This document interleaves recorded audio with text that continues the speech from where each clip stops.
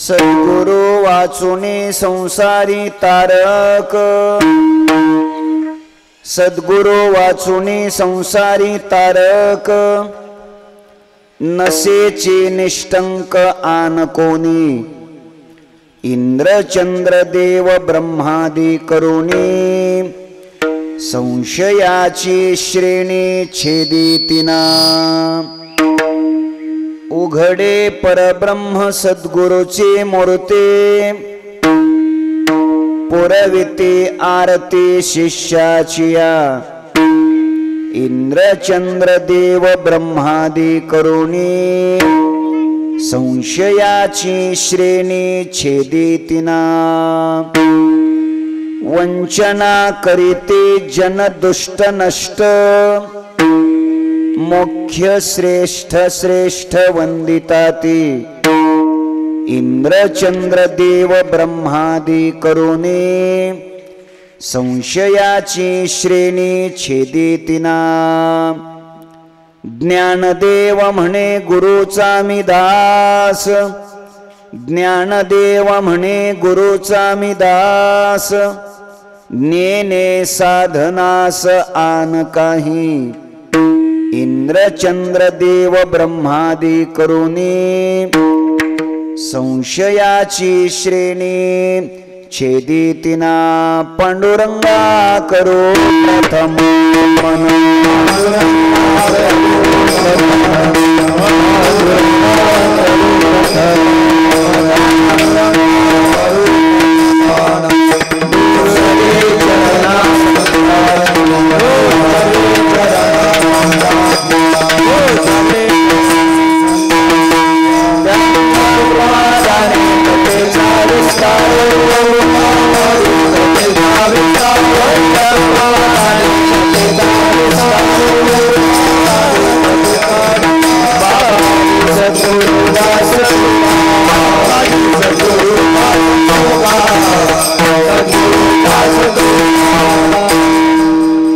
नमो सद्गुरु तुकया ज्ञान दीपा, नमो सद्गुरु सच्चिदानंद रूपा, नमो सद्गुरु भक्त कल्याण मूर्ते, नमो सद्गुरु भास्करा पूर्ण कीर्ती, शेवे लागी सेवक झालो तुमच्या लागलो निज चरणा, अहो स्वामी तुकया देवा यावरी न करावा अव्हेरू, नमो ज्ञान राजा नमो ज्ञान राजा, नमो ज्ञान राजा, नमो ज्ञान राजा, नमो ज्ञान राजा, मूर्ति सहजा गुरु,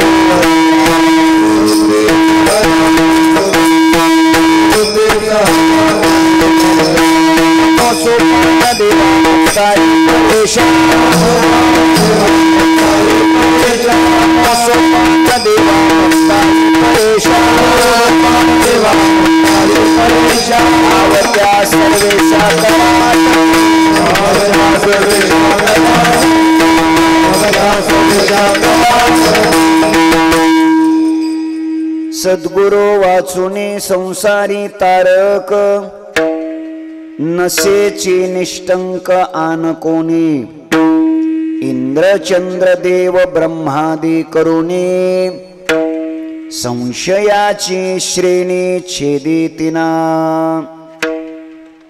ज्ञान कैवल्य तेजोनिधी विश्वमाऊली ज्ञानोबाराय यांच्या अभंग गाथेतील 5 चरणाचा अभंग शिवेकरिता घेतलेला आहे। या अभंगाच्या द्वारा विश्वमाऊली ज्ञानोबाराय सद्गुरूंचं अलौकिकत्व सांगून, सद्गुरूंचं श्रेष्ठत्व सांगून, सद्गुरूविषयी आपल्या अंतःकरणात असलेली अनन्यता, उत्कटता या अभंगातून स्पष्ट करतात। विठ्ठल विठ्ठल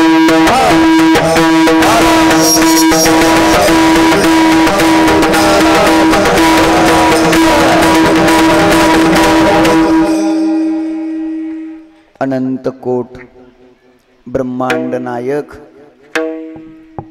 अकारण कारण करुणा वरुणालय अखिल गुणनिधान भक्तवत्सल जगदाधार रुक्मिणी प्राण संजीवन भगवान श्री पंढरीश परमात्म्याच्या असीम कृपेद्वारा ज्ञान कैवल्य तेजोनिधी विश्वमाऊली ज्ञानोबाराय वैराग्य शिरोमणी संत हृदय सम्राट विश्ववंद्य जगद्गुरु श्री तुकोबाराय आदी करून सर्व संत महंतांच्या आशीर्वादाने आदिशक्ती भगवती आदिमाता चित्कला संत श्रेष्ठ मुक्ताबाई महाराज यांच्या आशीर्वादाने स्वानंद सुखनिवासी गुरुनाम गुरु सद्गुरु जोग महाराज यांच्या अनुकंपेने परमपूज्य परमश्रद्धेय प्रातस्मरणीय थोर संत श्रीराम महाराज यांच्या कृपेने परमपूज्य परमश्रद्धेय आपल्या सर्वांचं श्रद्धेचं स्थान आदरणीय तुकाराम महाराज सखारामपूरकर यांच्या आशीर्वादाने वारकरी संप्रदायातील आणि भगवान श्री विठ्ठल रुक्मिणी मंदिर समिती श्री क्षेत्र पंढरपूरचे सदस्य वारकरी संप्रदायातील एक अत्यंत स्वच्छ आणि प्रेमळ व्यक्तिमत्व हरिभक्तीपरायण आदरणीय महंत भास्करगिरीजी महाराज यांच्या कृपेने संपूर्ण महाराष्ट्राला वारकरी संप्रदायाची विशेष ओळख संपूर्ण महाराष्ट्र आणि महाराष्ट्राच्या बाहेरच्याही प्रांतामध्ये भगवान राम प्रभूच्या कथेच्या माध्यमातून गायीच्या सेवेच्या माध्यमातून आश्रमाच्या माध्यमातून आणि अनेक अडचणीत संकटात सापडलेल्या जीर्ण मंदिराचा उद्धार करण्याचं भव्य आणि दिव्य कार्य ज्यांच्या माध्यमातून घडत आहे असे वारकरी शिक्षण संस्थेचे विद्यमान विश्वस्त रामायणाचार्य गोपालक आपल्या सर्वांचं आदराचं स्थान आदरणीय पाचपोर महाराज यांच्या मार्गदर्शनाने संपन्न होत असलेला हा महोत्सव आणि या महोत्सवातील आजच्या सहाव्या दिवसाच्या चिंतन सेवेचा सुयोग आज माझ्या वाट्याला आलेला आहे। जीगाव प्रकल्पा अंतर्गत आदर्श पुनर्वसित आदर्श गाव बेलाड अर्थात खरकुंडी या गावाच्या स्थलांतरित अर्थात पुनर्वसित गावाच्या ग्रामशांतीच्या लोकार्पणाच्या आणि भव्य दिव्य अशा देखण्या शिवमंदिराच्या मूर्ती प्राण प्रतिष्ठेच्या अत्यंत मंगलमय कालखंडात आज आपण या सेवेकरिता उपस्थित आहोत। श्री क्षेत्र बेलाड तालुका नांदुरा जिल्हा बुलढाणा या गावामध्ये अत्यंत दैदिप्यमान देखना दर्जेदार असा महोत्सव इथे संपन्न होत आहे।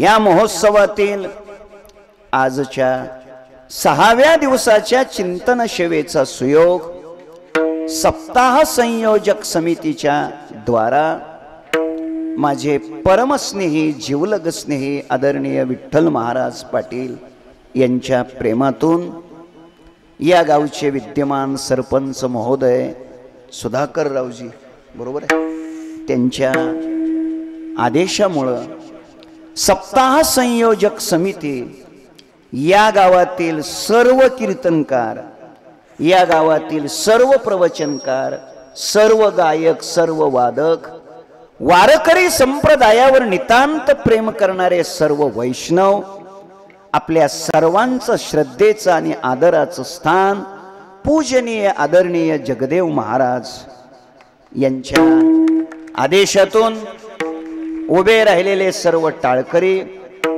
वारकरी संप्रदायात संपूर्ण महाराष्ट्रात प्रसिद्ध असणारे अत्यंत गुणी गायक कुंदन महाराज, सदानंद महाराज, अत्यंत दर्जेदार असे मृदंगाचार्य साबळे महाराज, आदरणीय विकास महाराज, संपूर्ण महाराष्ट्रात मृदंगाचा अत्यंत छान विकास आपण पाहतो।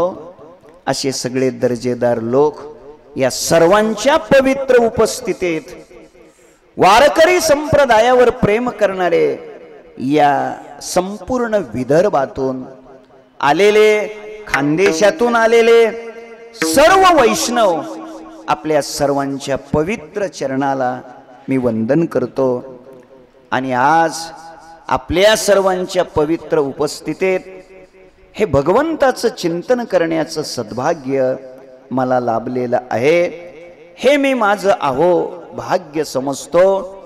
आपल्या संकल्पित वेळेमध्ये अभंगाचं चिंतन करण्याचा प्रयत्न करतो। विठ्ठल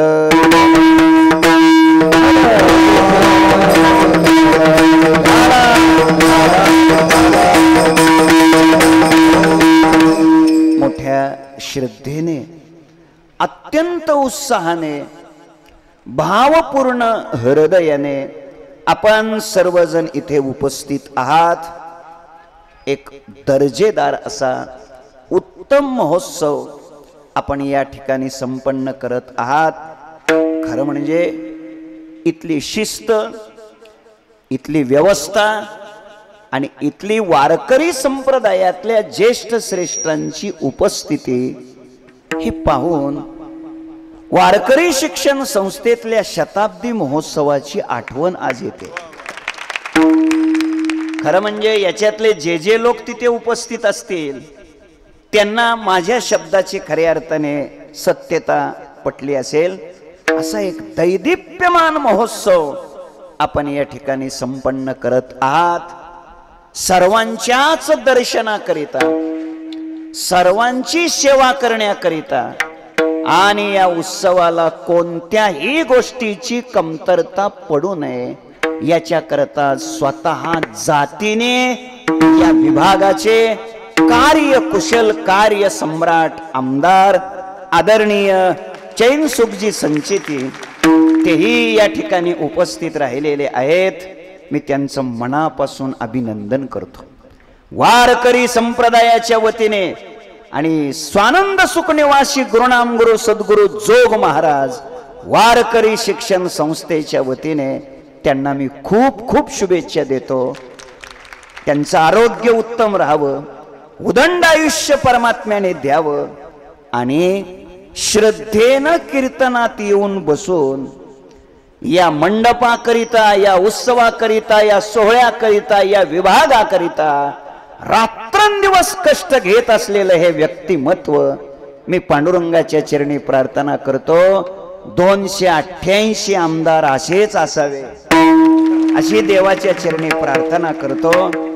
खरं म्हणजे सुख आणि चैन एकत्र येणं कधीच शक्य नसतं। तुम्ही जागे तर आहेत, जिथं चैन असते तिथं सुख असतं का? सुख कधीच नसतं। जिथं सुख असतं तिथं चैन कधीच नसते। आज का चांगली गोष्ट आहे, आज आनंदाची गोष्ट आहे। या अध्यात्माच्या मंडपातली ताकदच ही आहे की इथं चैन आणि सुख एकत्र येऊ शकतं आणि ते शांतपणे निवांतपणे कीर्तनात बसू शकतं। हे सामर्थ्य वारकरी संप्रदायाचं आहे।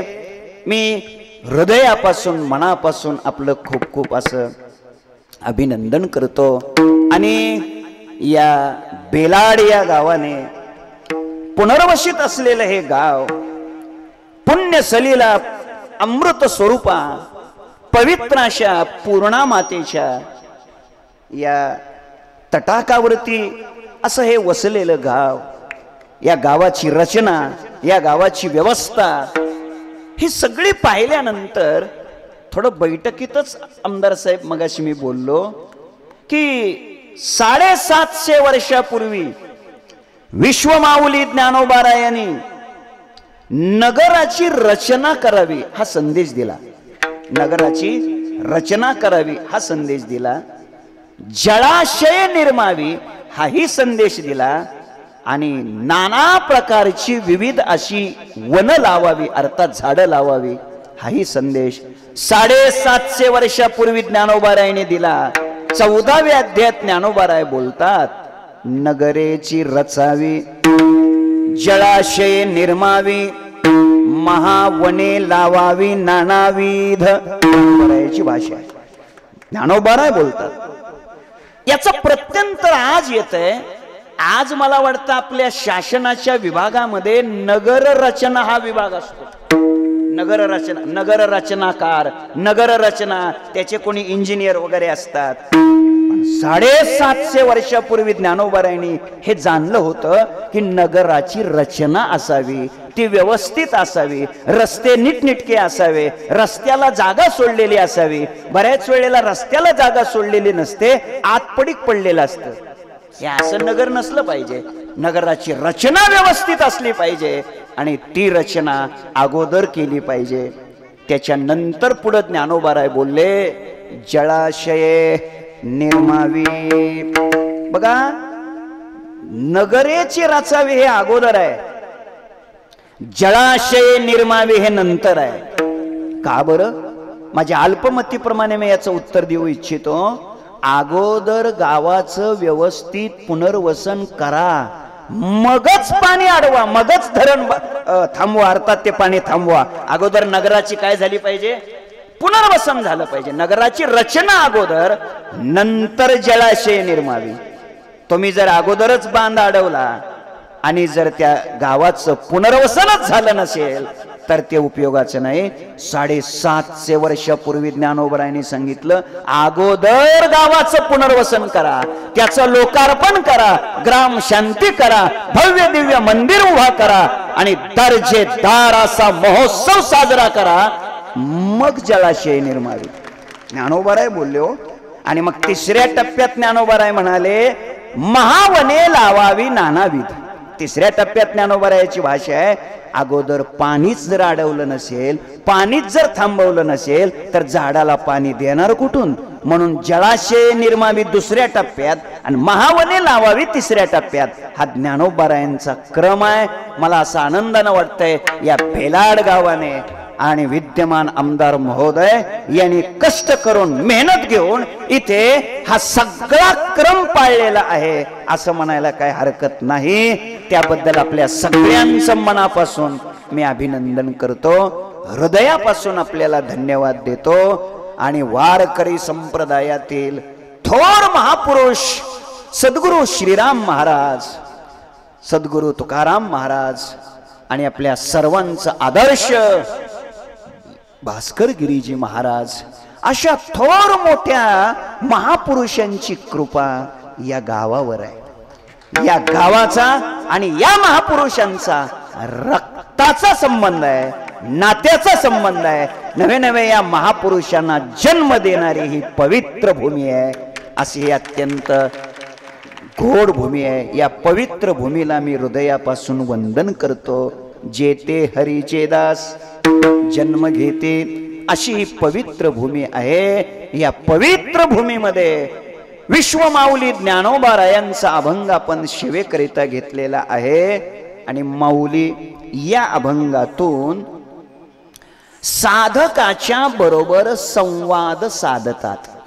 लक्ष द्या, संसार सागरातून तरुण जाण्याकरिता सद्गुरूलाच शरण गेलं पाहिजे या विषयाची चर्चा ज्ञानोबाराय साधकाच्या बरोबर करतात. म्हणजे या अभंगातून माऊली साधकाच्या बरोबर संवाद साधतात. लक्ष द्या, साधक कोणाला म्हणतात? ऐका, साधक कोणाला म्हणतात? आपल्या जीवनातील संपूर्ण दुःखाचं मूळ कारण काय आहे हे ज्याने शोधलंय आणि त्या कारणाच्या निवृत्ती करता जो रात्रंदिवस प्रयत्न करतो त्याला साधक म्हणतात. ऐका, साधक कोण? जो साधना करतो तो साधक.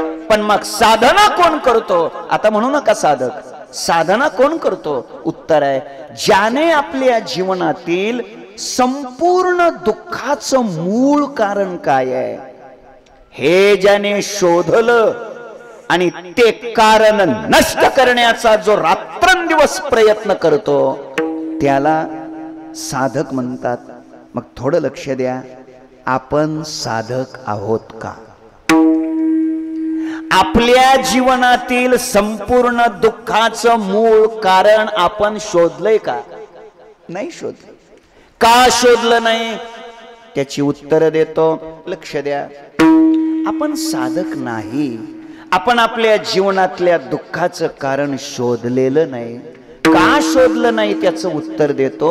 उत्तर असं आहे, आपल्याला आपल्या जीवनात संसारामध्ये दुःख आहे मुळात अजून असं वाटलेलंच नाही. तुम्ही लक्ष देताय? संसारामध्ये दुःख आहे असं अजून आपल्याला वाटलेलंच नाही. ऐका जरा, दुःखाच्या कारणाचा शोध मनुष्य कधी घेतो? जर दुःख आहे असं वाटलं तर. दुःख आहे असं जर वाटलंच नाही, दुःखाची जाणीव जर झालीच नाही, तर त्याच्यातून बाहेर पडण्याचा प्रयत्न मनुष्य करणारच नाही. कधीतरी आपल्याला संसारात दुःख आहे असं वाटलं पाहिजे. लक्ष द्या, संसारात दुःख नाही का? तुम्ही जागेत, संसारात दुःख बोला ना, घाबरले का? संसारात दुःख आहे, आहे 100% नक्की. मग आता हा सप्ताह झाल्यावर आळंदीला चला. उत्तर इतकंच आहे, संसारात दुःख आहे पण आम्हाला अजून दुःख आहे असं वाटलंच नाही. नीट ऐका, दुःख असूनही दुःख आहे असं वाटत नाही, हेच तर आपल्या जीवनातलं दुःख आहे.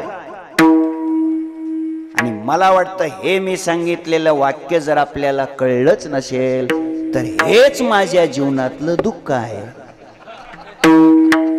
कधीतरी आपल्याला दुःखाची काय झाली पाहिजे?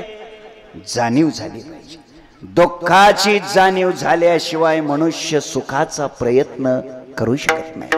अज्ञानाची जाणीव झाल्याशिवाय ज्ञानाचा मार्ग अवलंबत नाही. दोषाची जाणीव झाल्याशिवाय गुणाकडे प्रवृत्ती होत नाही. बंधनाची जाणीव झाल्याशिवाय मुक्ततेचा प्रयत्न जीवनात होऊ शकत नाही.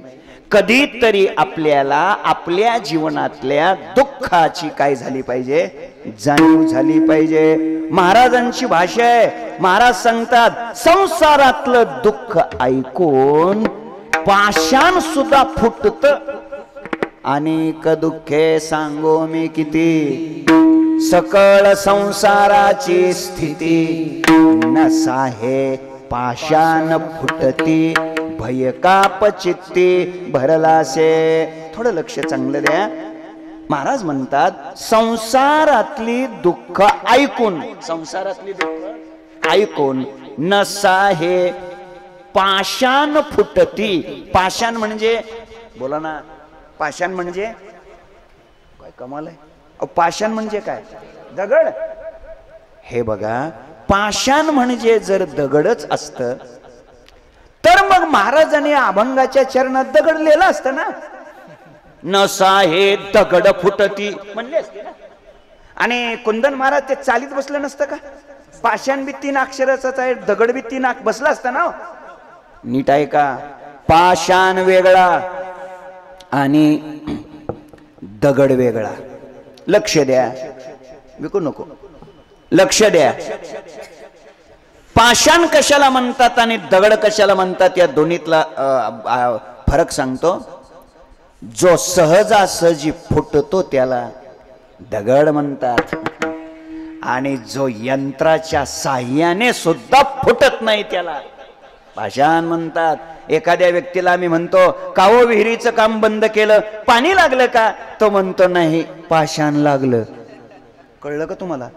जे यंत्राच्या साहाय्यानं सुद्धा फुटत नाही त्याचं नाव पाषाण.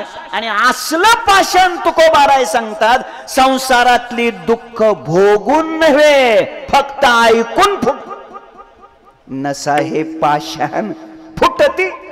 मला इतकंच आपल्याशी बोलायचंय, संसारातली दुःख ऐकून पाषाण फुटतं, आमच्यावर काहीच परिणाम होत नाही. काहीच परिणाम होत नाही. एक खरं सांगा गड्यानो, तकलीफ होत नाही का संसारात? बोला ना, होते का नाही? त्रास होतोय का नाही? होतो का नाही? मनाविरुद्ध घटना घडतात का नाही? कमाल आहे तुमची. संसारामध्ये मनाविरुद्ध घटना घडतात. आपल्या मनासारखं काही होत नाही. दिवसातून आपल्याला 25 वेळा तरी कमीत कमी ऐकावं लागतं. तुम्हाला काय म्हणा की, तुम्हाला काय कळत नाही? तुम्हाला थोडी सुद्धा बरं अक्कल नाही, तुम्हाला अजिबात. बरं समजलं. असं कोण म्हणतं? शेजारी म्हणतो. अहो शेजाऱ्याची काय हिंमत आहे? कळलं तुम्हाला. पण एवढ्या पद्धतीची निर्भसना होऊन सुद्धा काही फरक पडतो का? काही फरक पडत नाही. उलट तो मनुष्य आम्हालाच म्हणतो, बाबा संसार म्हटल्यानंतर असं चालायचंच, भांड्याला भांड लागायचंच.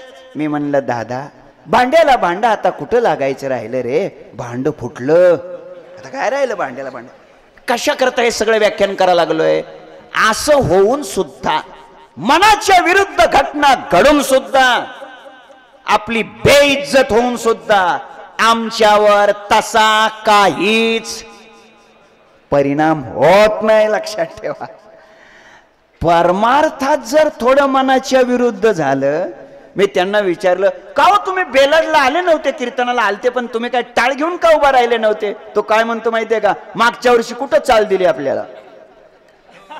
नीट कीर्तन आहे का? परमार्थात आपल्या मनाच्या विरुद्ध थोडं झालं तर माणसं ध्यानात ठेवतात, विसरत नाहीत, जायचं बंद करतात. त्यांना विचारलं, का हो तुम्ही यंदा दिंडीला दिसले नाही पालखी सोहळ्यात? नाही म्हणले, गेल्या वर्षी आपल्याला पहिल्या पंक्तीतनं उठवलं होतं म्हणले. मी का आपल्याशी बोलायला लागलो? परमार्थात आपल्या मनाच्या विरुद्ध झालं की तुम्ही ताबडतोब ऍक्शन घेता. संसारात पावलं पावली मनाच्या विरुद्ध घडतंय हो, तरी परिणाम काहीच होत नाही हो. त्याचं कारणच आहे, आपल्याला संसारात दुःख आहे असं अजून बोला वाटलंच नाही. ज्या दिवशी दुःखाची जाणीव होईल त्याच दिवशी मनुष्य त्याच्यातून बाहेर पडण्याचा काय करू शकतो? प्रयत्न करतो. आपल्याला त्या दुःखाची काय व्हायला पाहिजे? जाणीव व्हायला पाहिजे. जाणीव झाली की मनुष्य त्याच्यातून बाहेर पडण्याचा प्रयत्न करतो. विठ्ठल विठ्ठल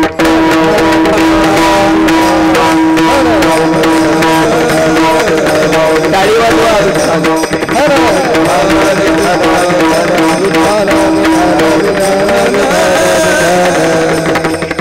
जाणीव व्हायला पाहिजे. 15 ऑगस्टचा दिवस जवळ आला होता आणि राजाने आपल्या तुरुंगाचा जो अधिकारी आहे, तुरुंग अधिकारी, त्याला जेलर वगैरे असं म्हणतात, त्यांना सांगितलं परवाच्या दिवशी 15 ऑगस्ट आहे, तो आपल्या भारतीय स्वातंत्र्याचा अमृत महोत्सव आहे, 75वा आहे, आणि म्हणून तुम्ही कैदेतल्या कैद्यांना सांगा राजे तुमच्यावर प्रसन्न आहेत. तुम्ही त्या दिवशी जे मागाल ते राजे तुम्हाला द्यायला तयार आहेत. प्रत्येकाने आपल्या आपल्या मागण्या चिठ्ठीवरती लिहून पाठवा. ऐका बरं का, प्रत्येकाने आपल्या मागण्या लिहून पाठवल्या. 15 ऑगस्टचा दिवस उजळला. सर्व कैदी मंडपामध्ये जमा झाले. सगळे कैदी गोळा झाले. राजे व्यासपीठावर विराजमान झाले. आता हे तालुक्याचे राजे आपल्याकडे आले, ते व्यासपीठावर विराजमान झाले. प्रधान सचिव सगळे आले. ध्वजारोहण झालं, ध्वजवंदन झालं, ध्वजपूजन झालं, राष्ट्रगीत झालं, प्रमुख पाहुण्यांची भाषणं झाली आणि मुख्य समारंभ सुरू झाला. राजाच्या समोर असं टेबल होता. त्याच्यावर उजव्या बाजूला चिठ्ठ्याचा ढिगारा होता आणि डाव्या बाजूला एकच चिठ्ठी होती. प्रधानजीनं राजाला विचारलं, राजे याच्यातलं मंजूर कोणतं आहे आणि नामंजूर कोणतं आहे? राजाने उत्तर दिलं, आज नामंजूर शब्दच नामंजूर आहे. काहीही मागा, द्यायला तयार आहोत, काहीही मागा.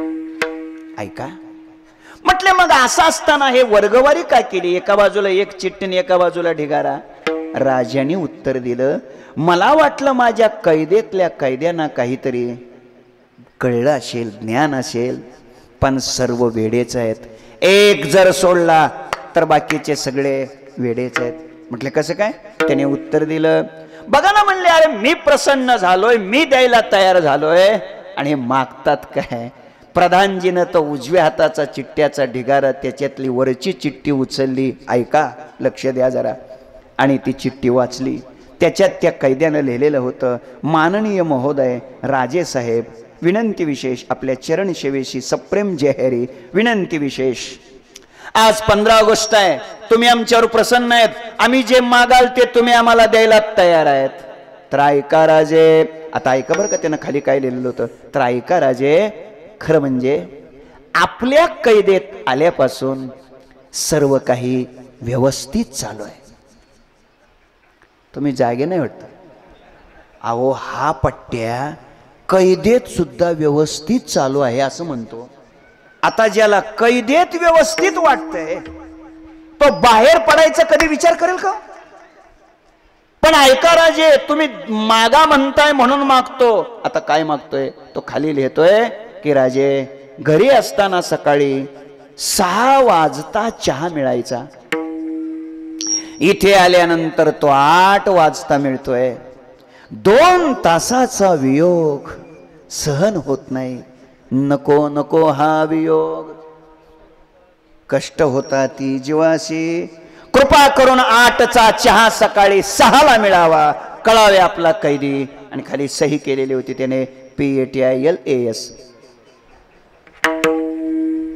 दुसरी चिठ्ठी उचलली, मायना हाच होता. त्यानं असं लिहिलं होतं, सगळं व्यवस्थित आहे, शर्ट सुद्धा आहे, थोडा फाटलेला आहे, शिवण्याकरता सुई सुद्धा आहे, दोरा ताबडतोब मिळावा, कळावे आपला कैदी. तुम्ही जागे आहेत? तिसरी चिठ्ठी उचलली, मायना हाच होता. त्यानं लिहिलेलं होतं, अगदी अगदी तंबाखू सुद्धा आहे, चुना सुद्धा आहे, फक्त तो वाळलेला आहे, ओला चुना मिळावा, कळावे आपला कैदी. आता चिठ्ठ्या वाचू का बंद करू मी? कशाला वाचायच्या? याच ढिगाऱ्यात आपला नंबर आहे, कशाला वाचू? आपली चिठ्ठी शोधा, इथंच आहे, याच ढिगाऱ्यात आहे. चला, एकच चिठ्ठी जी बाजूला होती ती आता वाचतो. आणि मग त्या चिठ्ठीत त्या कैद्यानं असं लिहिलेलं होतं, मायना असाच होता, पण त्यानं असं लिहिलेलं होतं, राजेसाहेब, नजर चुकीने, संग दोषाने माझ्याकडून गुन्हा घडला, त्या गुन्ह्याची मला पुरेपूर शिक्षा मिळाली. यापुढे मी माझ्या आयुष्यात असा गुन्हा कधीच करणार नाही. कृपा करून आपण मला आपल्या कैदेतून कायमचं मुक्त करा, कळावे आपला कैदी.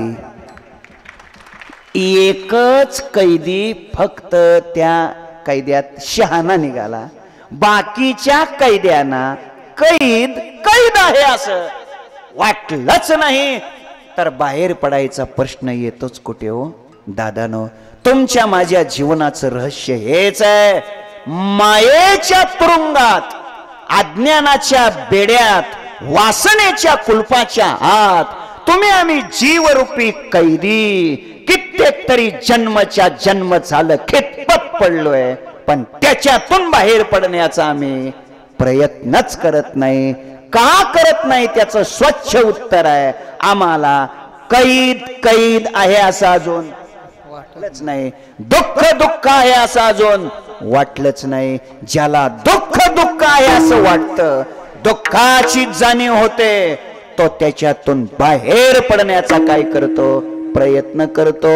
एक वेळ करी या, एक वेळ करी या दुःख वेग, दुरिताचे दाडे उडवू, दुरिताचे दाडे उडवू.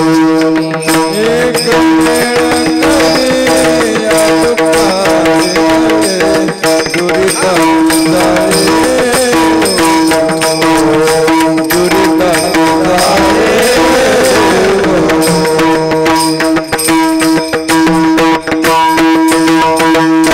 दुःखाची जाणीव झाल्यानंतर मनुष्य बाहेर पडण्याचा प्रयत्न करतो. अशी संसारातल्या दुःखाची ज्याला जाणीव झालेली आहे त्याचं नाव आहे साधक.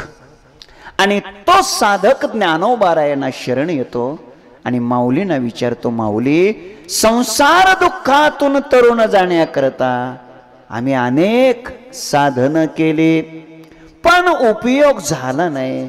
संसार दुःखातून तरुण जाण्याकरिता तुम्ही कोणतं साधन केलं हे आम्हाला सांगा. हे विचारल्यानंतर विश्वमाऊली ज्ञानोबाराय संसार दुःखातून तरुण जाण्याकरिता आपण कोणतं साधन केलं हे सांगण्याच्या अगोदर आपण ते साधन केलं की त्याशिवाय दुसरं साधन आपल्याला माहित सुद्धा नाही. गुरुचं दास्यत्व हेच साधन मी केलंय, याशिवाय दुसरं साधन मला माहित सुद्धा नाही. हा अभिप्राय विश्वमाऊली ज्ञानोबाराय सेवेकरिता घेतलेल्या अभंगाच्या शेवटच्या 5व्या चरणात देतात.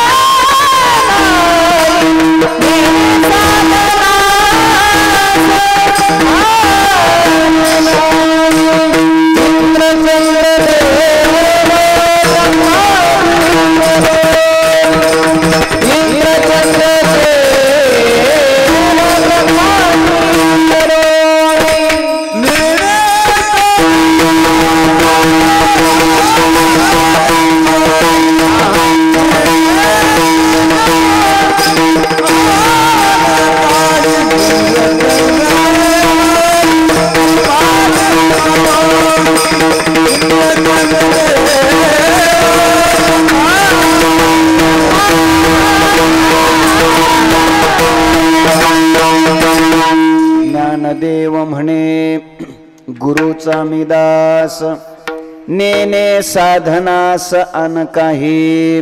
अभंगाच्या शेवटच्या चरणामध्ये ज्ञानोबाराय संसार सागरातून तरुण जाण्याकरिता आपण कोणतं साधन केलं हे स्पष्ट करतात. गुरुचा मी दास.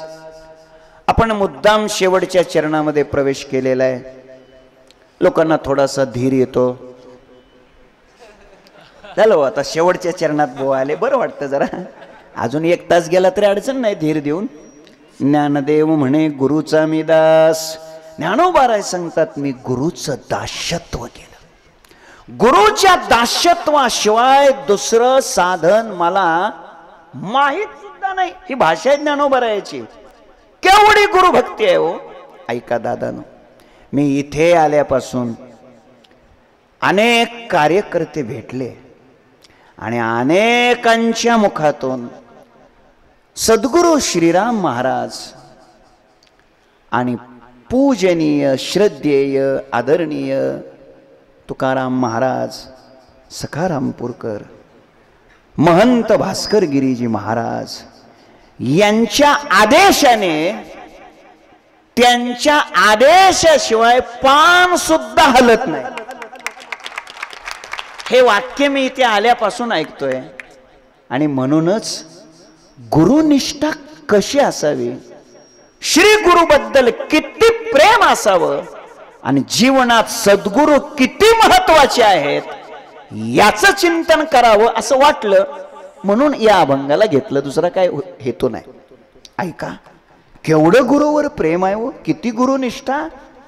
बघा, विश्वमाऊली ज्ञानोबाराय बोलतात, माऊली बोलतात, माझे गुरु ज्या दिशेला राहतात, माझे गुरुजी ज्या देशात राहतात, ज्ञानोबारायांची भाषा आहे, तिकडून येणारा वारा सुद्धा मला प्राणापेक्षा जास्त प्रिय आहे. तिकडून येणारा वारा सुद्धा, ज्ञानोबाराय सांगतात, तिये कडोनी येतसे, तिकडून येणारा वारा सुद्धा प्राणापेक्षा प्रिय आहे. त्या वाऱ्याला ज्ञानोबाराय सामोरे जातात. वाऱ्याला, गुरुकडून येणारा वारा आमचं फार वेगळं आहे. ज्ञानोबाराय गुरु ज्या दिशेला राहतात तिकडून येणाऱ्या वाऱ्याला सामोरं जातात. आम्ही गुरुचा वारा सुद्धा लागू देत नाही. याची ओवी देतो ना मी. ज्ञानोबाराय सांगतात, ज्ञानोबाराय बोलतात, शास्त्र गुरुचे नावे वाराही टेको नेदी शिवे. ज्ञानोबारायची भाषा. आपल्या शिवावर सुद्धा वारा येऊ देत नाहीत. माझा बोलण्याचा हेतू इतकाच आहे, केवढं गुरुप्रेम हो. ज्ञानोबाराय सांगतात, तुम्हाला घरी गेल्यानंतर वेळ मिळेल का? काय कमाल आहे तुमची. होय तरी म्हणा की घरी गेल्यावर वेळ मिळेल ना. मग घरी गेल्यावर ज्ञानेश्वरीतला 13वा अध्याय काढा आणि त्याच्यातल्या आचार्योपासनम या पदावरचं व्याख्यान घरी जाऊन निवांत वाचा. फार सुंदर आहे. माऊली बोलतात, माझे गुरुजी जिथं उभे राहतात, उभे, त्यांच्या पायाखालची मी माती होईन. माती. काय प्रेम आहे हो. ये शरीराची माती मेळवीन ती क्षिती, जेत श्रीचरण उभे ठाती आराध्याचे. केवढं गुरुबद्दलचं प्रेम आहे. इतिहास आहे महाराज, इतिहास आहे. वारकरी शिक्षण संस्थेमध्ये हिमालयाची उंची ज्या महापुरुषांची, त्याच्यातलं एक नाव सांगतो, परमपूज्य परमश्रद्धेय प्रातस्मरणीय वैकुंठवासी गुरुवर्य घुले बाबा, विठ्ठल महाराज घुले बाबा. तुम्ही लोक लक्षात आलंय तुमच्या, काय जीवन होतं महाराज, काय जीवन होतं. त्याने त्यांचे गुरुजी ज्या खोलीत राहिले पंढरीत, तिथंच राहिले. जन्मभर गुरुची सेवा केली. प्रातस्मरणीय वैकुंठवासी गुरुनाम गुरु सद्गुरु शांताराम महाराज गुरुजी केवढी सेवा केली. ऐका, त्यांच्या गुरुजींनी ज्या खोलीत प्राण सोडला आमदार महोदय, त्याच खोलीत त्यांनी प्राण सोडला. आता गंमत सांगतो, आदल्या दिवशी पुरणपोळीचं जेवण पोटभर केलं होतं बुवाने, आणि पहाटे 4-4:30 वाजता बुवा उठले, प्रातर्विधी आटोपला, हातामध्ये जपाची माळ घेऊन जप करत बसले होते. 80-81 वर्षाचं वय होतं. ऐकावर का. आणि मुलाला सांगितलं पाणी घेऊन ये म्हणे, आंघोळीला गरम पाणी घेऊन ये. मुलगा गेला. दार लोटलेलं होतं आणि जप करता करता ज्ञानेश्वरी मांडीवर होती, हातात जपाची माळ होती, आणि असा जप करता करता त्याने आपली मान टाकली. ऐका, मुलगा वाट पाहतोय दरवाजा कधी उघडेल म्हणून, कारण हिम्मत नव्हती दार उघडायची कोणाची. शेवटी त्याने नामदास महाराजांचे वंशज त्यांना बोलावलं, दार उघडलं आणि पाहिलं तर गुरुजी गेले होते. अक्षरशः बाबा बुवा गेले होते. पहाटेची 5-5:30 वेळ होती. त्यावेळेला चंद्रभागेमध्ये प्रचंड पाणी होतं. म्हणजे महाद्वार घाटातल्या जवळपास 7 ते 8 पायऱ्या पाण्याखाली गेलेल्या होत्या. एवढं पाणी चंद्रभागेमध्ये होतं. गुरुजी अर्थात घुले बाबा आयुष्यभर ती ओवी सांगायचे. कोणती ओवी सांगायचे? ये शरीराची माती मिळवीन ते क्षिती, जेत श्री चरण उभे ठाती आराध्याचे. ही ओवी सांगायचे. चंद्रभागेमध्ये पुंडलिकरायाच्या पाठीमागच्या इकडच्या उजव्याकडची इकडच्या बाजूला त्यांच्या गुरुजीची गुरुनाम गुरु शांताराम महाराज गुरुजींची समाधी. आता करायचं काय? महाराज पहाटे 5-5:30 ही गोष्ट आहे आणि बरोबर सायंकाळी 4-4:30च्या दरम्यान दिवसभरात ते चंद्रभागेतलं पाणी कमी कमी कमी कमी कमी होत गेलं आणि जिथे त्यांच्या गुरुजींची म्हणजे वैकुंठवासी गुरुनाम गुरु शांताराम महाराज गुरुजी यांची जिथे समाधी आहे त्या समाधीच्या पुढे एखादं बेट कसं मोकळं असावं तशी जागा मोकळी झाली. पाणी पलीकडे गेलं आणि आपल्या गुरुजीच्या पायाजवळच बुवांचा अंत्यविधी झाला. याचं नाव आहे गुरुनिष्ठा. हे बाकीच्या कोणालाच कसं शक्य नव्हतं. लक्षात ठेवा. माझा बोलण्याचा हेतू इतकाच आहे. गुरुची केवढी सेवा, केवढी सेवा. विश्वमाऊली ज्ञानोबारायांचं गुरुवर किती प्रेम आहे. एका प्रसंगानं मी आपल्या पुढे म्हणतो. काय प्रसंग होता बघा. ज्ञानोबाराय, सद्गुरु निवृत्तीनाथ महाराज, सोपान काका, चितकला मुक्ताई चारही भावंड झोपलेले आहेत आणि विठ्ठल पंताने रुक्मिणी देवी यांनी ठरवलं देहांत प्रायश्चित्त घ्यायचं. आपल्या मुलांना तरी सन्मानाची वागणूक मिळेल. आपल्या जाण्यानं आपली मुलं जर सन्मानानं जीवन जगत असतील तर आपण आपला प्राण त्याग करायला काय हरकत आहे. आणि म्हणून रात्रीच्या वेळेला त्याने निघायचा निर्णय घेतला. काय जीवन होतं बघा. चितकला मुक्ताईने अंगावर चादर ओढली की सद्गुरु निवृत्तीनाथ उघडे व्हायचे. सद्गुरु निवृत्तीनाथाने अंगावर चादर ओढून घेतले की चितकला मुक्ताईच्या अंगावर पांघरून नसायचं. तुम्ही जागे आहेत. पुरतं पांघरून सुद्धा त्यांना वर्तमान काळात मिळालं नाही. ज्यांना पुरतं पांघरून मिळालं नाही त्याच ज्ञानोबारायाने संपूर्ण विश्वावर कृपेचं मायेचं पांघरून घातलं. त्याच ज्ञानोबाराय. लक्षात ठेवा. इतिहास आहे आपल्याला माहित आहे. ज्या विश्वमाऊली ज्ञानोबारायांना भिक्षा मागून आणलेलं पीठ सुद्धा विसोबा काकाने खाऊ दिलं नाही. हिसकावून घेतलं, मातीत फिरवलं, बुटाने तुडवलं. त्याच ज्ञानोबारायांचं नाव घेतल्यानंतर आम्हाला लोक गुलाबजाम खाऊ घालतात. त्याच ज्ञानोबारायाचं नाव घेतल्यावर. माझ्या बोलण्याचा आशय समजून घ्या. काय परिस्थिती होती, काय स्थिती होती. हे हेतू इतकाच आहे. आणि मग विठ्ठल पंत निघाले. रुक्मिणी मातेला सांगितलं मी चाललो. एक पत्र लिहून ठेवलं निवृत्तीनाथाच्या उशाला. रात्रीची वेळ आहे. निघाले. ऐका गंमत अशी आहे. आणि मग शेवटी पतिदेव निघाले. पतीच्या बरोबर अनुगमन करणं हे पातिव्रत्याचं लक्षण आहे. पतीची या मता अनुसरोनी पतिव्रता निघाले. आता गंमत अशी आहे. पोटची 4 लेकरं रात्रीत सोडून जायचंय. काय त्या मातेच्या अंतःकरणाला वेदना होत असतील हो. काय तिच्या अंतःकरणामध्ये दुःख निर्माण होत असेल. कल्पना करा. त्याने यावं, 4ही मुलाच्या चेहऱ्यांना पाहावं, पांघरून चेहऱ्यावरचं काढावं, दरवाजापर्यंत जावं, पुन्हा माघारी यावं, पुन्हा जावं, पुन्हा माघारी यावं. ऐका ऐका. पतीच्या बरोबर जावं तर पोटचा गोळा स्नेह आडवा येतोय आणि लेकरांच्या जवळच थांबावं तर पती निघून जातायत म्हणजे हातातला धर्म निघून जातोय. लक्ष द्या. धर्माचा विचार करावा तर स्नेह आडवा येतोय. स्नेहाचा विचार करावा तर धर्म निघून जातोय. जेव्हा जेव्हा शुरांच्या समोर, वीरांच्या समोर, साधूच्या समोर, महात्म्याच्या समोर हा प्रसंग निर्माण झाला तेव्हा तेव्हा शुरानी, वीरानी, महात्म्याने, साधूने धर्माचाच स्वीकार केला आणि स्नेहाला लात मारली. हा इतिहास आहे. छत्रपती धर्मवीर संभाजी महाराजांनी शरीराचा, स्नेहाचा विचार नाही केला तर धर्माचाच विचार केला. आधी लगीन मग रायबाची.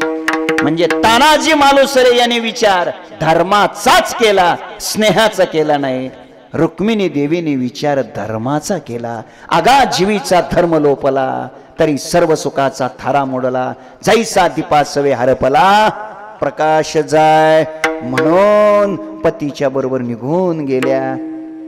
इकडं सकाळी निवृत्तीनाथ उठतायत, पाहतायत तर आई बाबा दिसत नाही. पत्र वाचलं, गोष्ट लक्षात आली. माऊली उठतायत, विचारलं जात आहे आई बाबा. त्याने उत्तर दिलंय निघून गेले, आता येणार नाहीत. थोड्या वेळानं सोपान काका उठतायत, आई बाबा येतील थोड्या वेळानं. चितकला मुक्ताबाई उठते, आई बाबा कुठे आहेत? बाहेर गेलेत, येतील थोड्या वेळानं. पुन्हा एका मिनिटानंच मुक्ताईने विचारलं, आई बाबा कुठे आहेत? थोड्या वेळाने येतील. आता कुठपर्यंत थोड्या वेळानं सांगणार हो? कीर्तन संपायची वेळ आली, कुठपर्यंत सांगणार? शेवटी नाविलाज झाला. वृत्तीवर न येणारे निवृत्तीनाथ, त्यांचा बांध फुटला आणि निवृत्तीनाथाने चितकला मुक्ताबाईला हृदयाशी कवटाळलं आणि हंबरडा फोडला. आता आई बाबा कधीच येणार नाहीत, ते आपल्याला सोडून गेले. महाराज, चितकला मुक्ताईने किंकाळी मारली, दुःखाचा डोंगर कोसळला आणि आक्रोश करू लागले. चितकला मुक्ताबाई रडते, आक्रोश करते. निवृत्तीनाथ रडतायत, वृत्तीवर न येणारे निवृत्तीनाथ रडतायत. सोपान काकांनी टहा फोडलाय. आई आणि बाबांनी तिथे जा, कार्यकर्ते फॅन पडला तिथे. विठ्ठल विठ्ठल विठ्ठल विठ्ठल. बाकीचे बसा, बाकीचे बसा, बाकीचे बसा, बाकीचे बसा. विठ्ठल, बाकीचे बसा. विठ्ठल विठ्ठल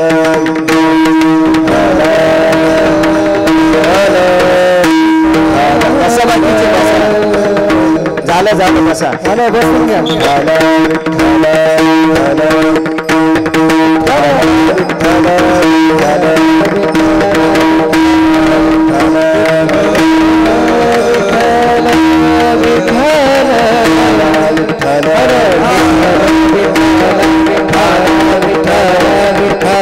बसा बसा, काही झालं नाही, काही झालेलं नाही. बसा, बाकीचे बसा. बसा, बसा, बाकीचे खाली बसा. बसा.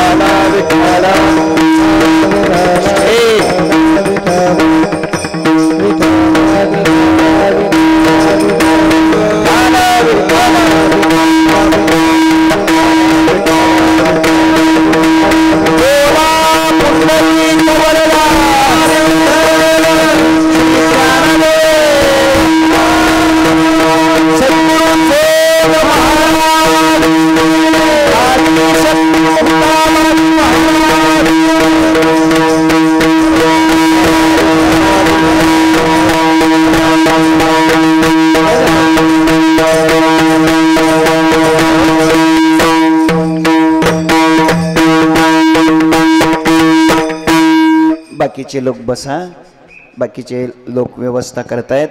तुम्ही सगळे माझ्याकडे पहा, इकडे लक्ष द्या. काय झालं असेल बरं? आता आपलं जे चाललं होतं ना, याच्या कितीतरी पटीनं ती घटना भयानक आहे ना. आई आणि वडील एकदाच सोडून गेले, त्या लेकराच्या जीवनामध्ये केवढा दुःखाचा प्रसंग निर्माण झाला असेल. एवढं दुःख झालं. निवृत्तीनाथ रडतायत, सोपान काका रडतायत, चितकला मुक्ताईनं हंबरडा फोडलाय. लक्ष द्या. संस्थेतले पोरं इतकं गोंधळ कसं? हे पोरं शांत बसा, लक्ष द्या. पण ऐका, अशा ही वेळेला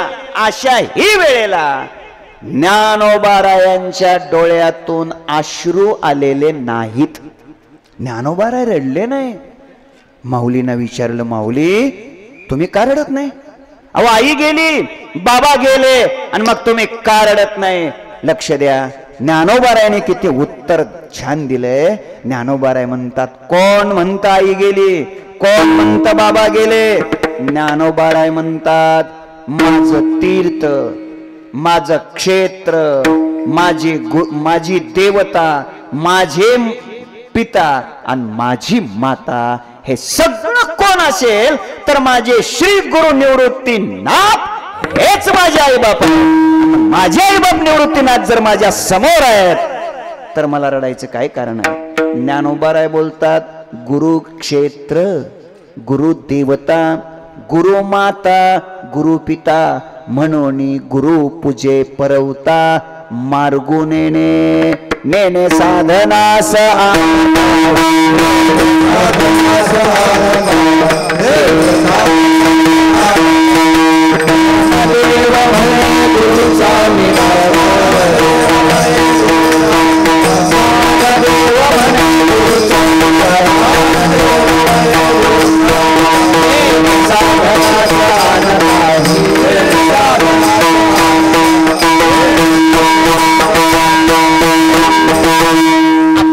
जन्म देणाऱ्या आई आणि वडील गेल्यानंतर सुद्धा ज्यांच्या डोळ्याला अश्रू येत नाही, कारण माझी आई माझे वडील जर कोण असतील तर माझे गुरुच.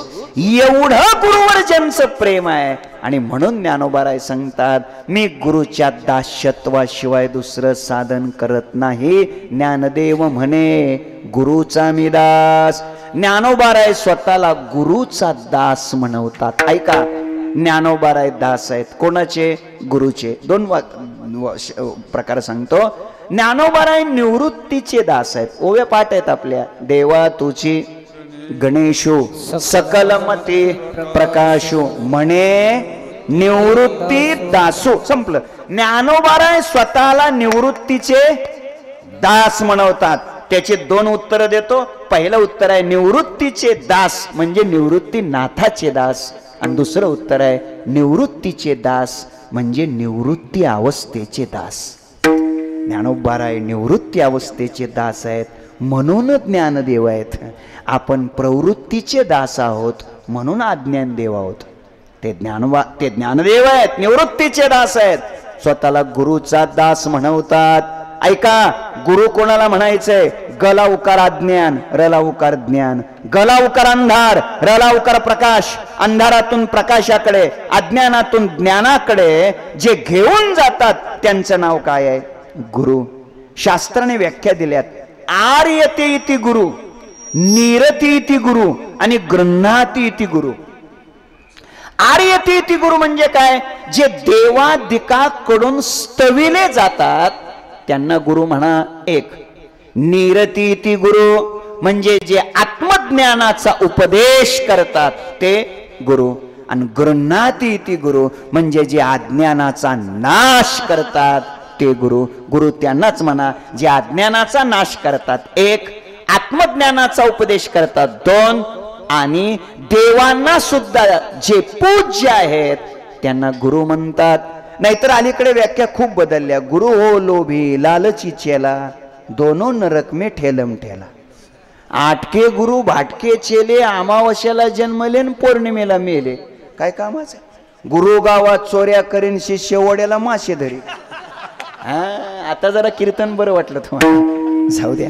माझा मुद्दा इतकाच आहे. ज्ञानोबाराय स्वतःला गुरुचा काय म्हणवतात? दास म्हणवतात. गुरुचा सेवक म्हणवतात. गुरुच्या दास्यत्वाशिवाय मी माझ्या जीवनात दुसरं कोणतंही साधन केलेलं नाही. या गावातल्या लोकांची श्रद्धा, बेलाड या गावातल्या लोकांची गुरुच्या विषयीची भावना हे लक्षात जर घेतले तर तशीच भावना आहे गुरुच्या दास्यत्वाची. गुरूंचा शब्द आम्ही मोडत नाही. जे सांगतील तेच आम्ही आचरणात आणतो. एवढी गुरुनिष्ठा या लोकांची आहे. ज्ञानदेव म्हणे गुरुचा मी दास. माऊली, संसार सागरातून तरुण जाण्याकरता दुसरा काही मार्ग नाही का?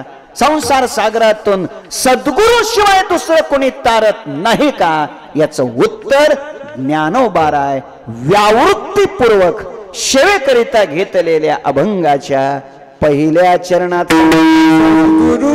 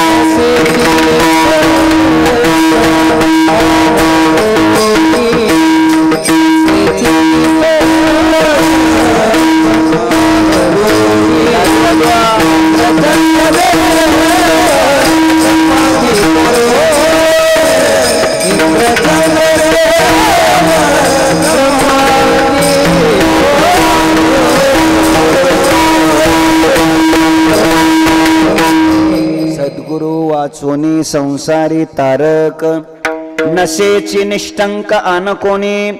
अभंगाच्या पहिल्या चरणामध्ये महाराज सांगतात, ज्ञानोबाराय बोलतात, सद्गुरु शिवाय संसारातून दुसरं कोणी तारतच नाही. पुष्कळ विचार आहे, वेळेच्या मर्यादेत आपल्याला थांबणं गरजेचं आहे, म्हणून सद्गुरूच संसारातून तारतात. ऐका, या पहिल्या चरणामध्ये सद्गुरू कोणाला म्हणायचं? एक.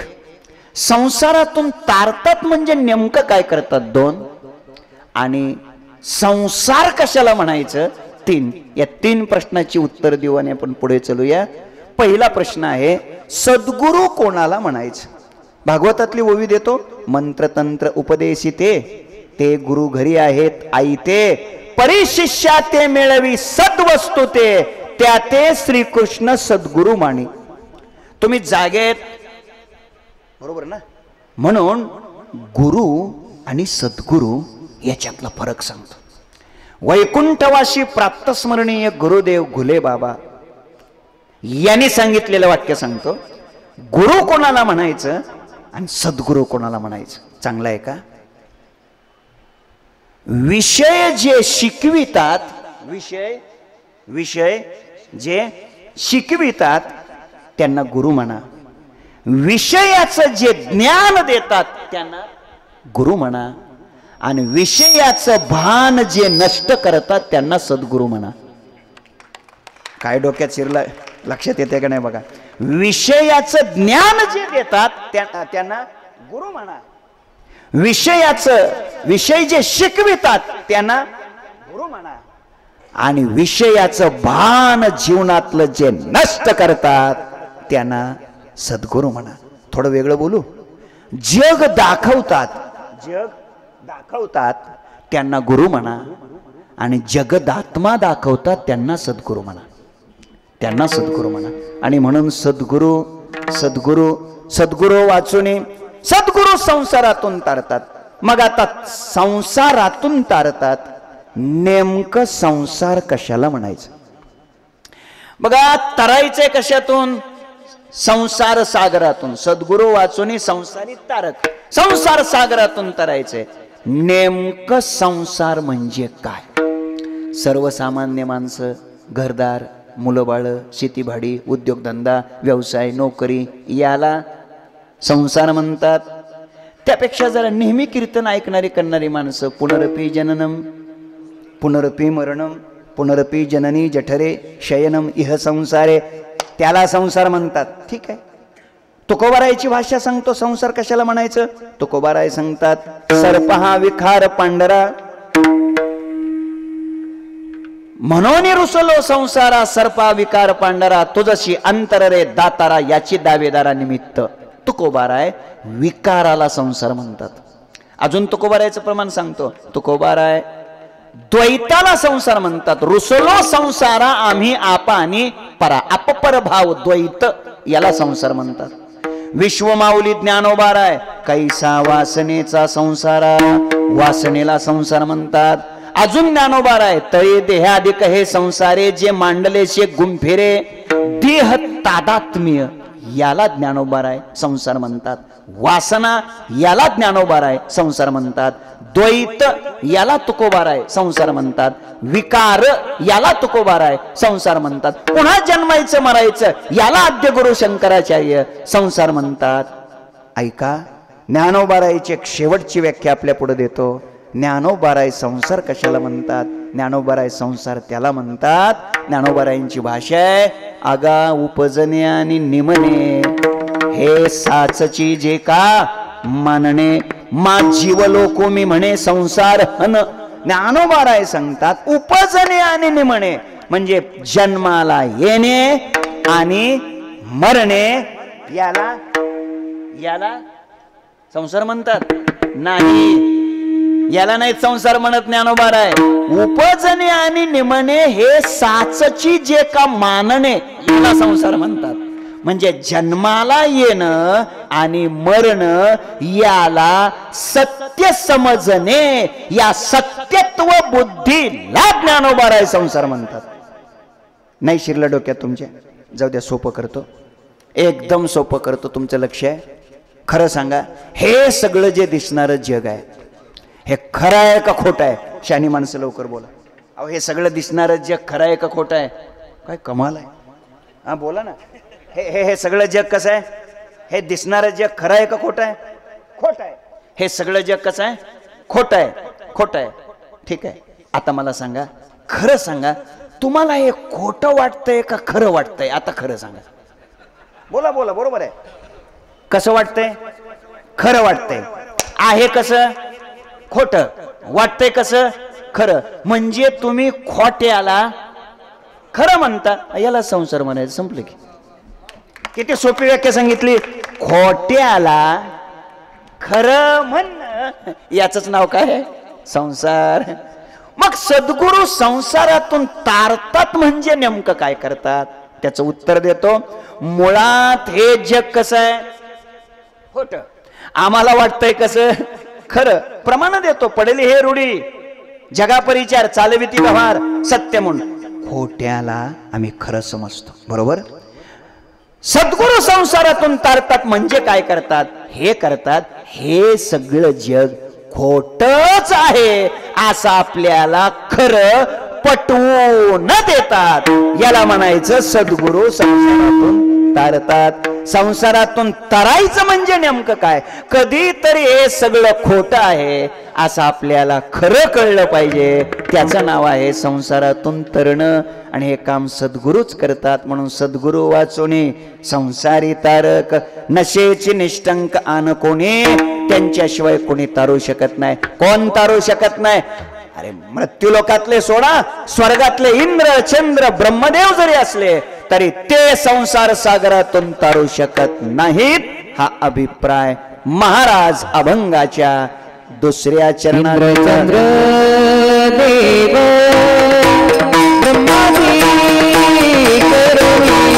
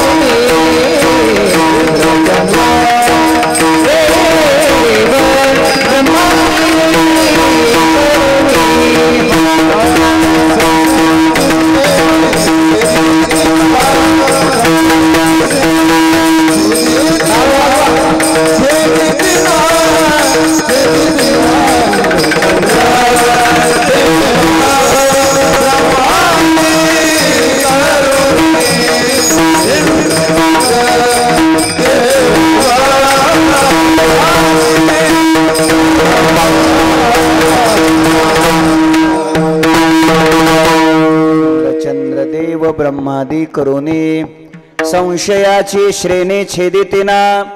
अभंगाच्या दुसऱ्या कडव्यामध्ये ज्ञानोबाराय सांगतात सद्गुरू शिवाय नाही दुसरं कोणता. इंद्र, आता खरं म्हणजे इंद्र चंद्र हे मोठी माणसं आहेत बरं का, मोठी माणसं आहेत. पण जरी मोठी माणसं असली तरी तरी हे काम नाही करू शकत. संशयाची श्रेणी छेदितेना. संशय जीवनातला नष्ट होणं म्हणजे संसार सागरातून तरणं. संशय भयानक आहे, लक्षात ठेवा. पुष्कळ प्रकार आहेत. काही प्रमेयगत संशय आहेत, काही प्रमाणगत संशय आहेत. साधकाच्या जीवनात बी भ्रम असतो आणि पामराच्या जीवनात सुद्धा भ्रम असतो. पामराच्या जीवनातला भ्रम निश्चयात्मक असतो आणि साधकाच्या जीवनातला भ्रम संशयात्मक असतो. पामराच्या जीवनात मी देहच आहे हा भ्रम असतो, तर साधकाच्या जीवनात मी देह नाही हे कळलंय, पण मी कोण आहे हे कळलेलं नाही, हा सुद्धा भ्रमच आहे. या सगळ्या भ्रमातून, या शृंखलेतून, संशयातून इंद्र चंद्र नाही बाजूला काढू शकत. तसा इंद्र मोठा माणूस का, शतमक संपत्ती स्वर्गीचे. इंद्र म्हणजे सामान्य मोठा माणूस, पण जरी मोठा असला तरी रेकॉर्ड बेकार आहे. ऐकताय का तुम्ही? बहुतेक असंच असते महाराज. इंद्रा पडली हा, रेकॉर्ड बेकार आहे. चंद्र सुद्धा मोठाच माणूस, पण चंद्र झाला काळा, आपल्याला माहित आहे. चला, ब्रह्मदेवाचं तर काय हो, मज कामाचे निघाये, ब्रह्मा कन्येशी धरू जाये, पराशरे केले काय, भोगिली पाहे दिवा दुर्गंधा. माझा मुद्दा इतकाच आहे, इंद्र चंद्र ब्रह्मदेव कोणी असू द्या, हे संशयातून बाजूला काढू शकत नाहीत. त्याच्यातून बाजूला जर कोण काढत असतील तर सद्गुरूच काढतात. असे बाजूला काढणारे सद्गुरू आहेत कसे? उघडे परब्रह्म सद्गुरूची मूर्ती, पुरविती आरती शिष्याची. हे सद्गुरू उघडे परब्रह्म. नीट ऐका, उघडे शब्दाचा अर्थ नागवे नव्हे. उघडे शब्दाचा अर्थ नागवे नव्हे. उघडे शब्दाचा अर्थ आहे उपाधी रहित. कसलीच उपाधी नाही त्यांच्या जीवनात, असं ते परब्रह्म आहे. काय करतात? पुरविती आरती शिष्याची. शिष्याची इच्छा सद्गुरू काय करतात? पूर्ण करतात. सद्गुरू श्रीराम महाराज, सद्गुरू सखाराम महाराज, सद्गुरू तुकाराम महाराज, सद्गुरू भास्कर गिरीजी महाराज, सद्गुरू पाचपोर महाराज, सद्गुरू जोग महाराज, हे सगळे संत या बेलाडकराची इच्छा पूर्ण करतात आणि एक आगळा आणि वेगळा दैदिप्यमान असा ग्राम उभा करतात. पुरविती आरती शिष्याची. लक्ष देताय तुम्ही? सद्गुरू शिष्याची इच्छा काय करतात?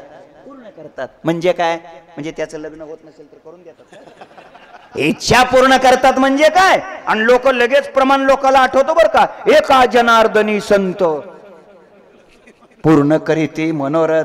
हे असले मनोरथ नाहीत पूर्ण करत, लक्षात ठेवा. शिष्याची इच्छा पूर्ण करतात. आणि मग शिष्य कोणाला म्हणतात? काय मी उद्धार, काय कृपा करीन नारायण, ऐशी चिंता सदा सर्व काळ, पुसावेशे हेचे वाटे, जे जे भेटे तयाशी, देव कृपा करील मज, काय लाज राखील, कोणी गावी आहे सांगा हा विठ्ठल, तुका म्हणे चिंता वाटे, कोण भेटे सांगेसा. आपल्या उद्धाराची तीव्र तळमळ ज्याला आहे त्याचंच नाव काय आहे? शिष्य.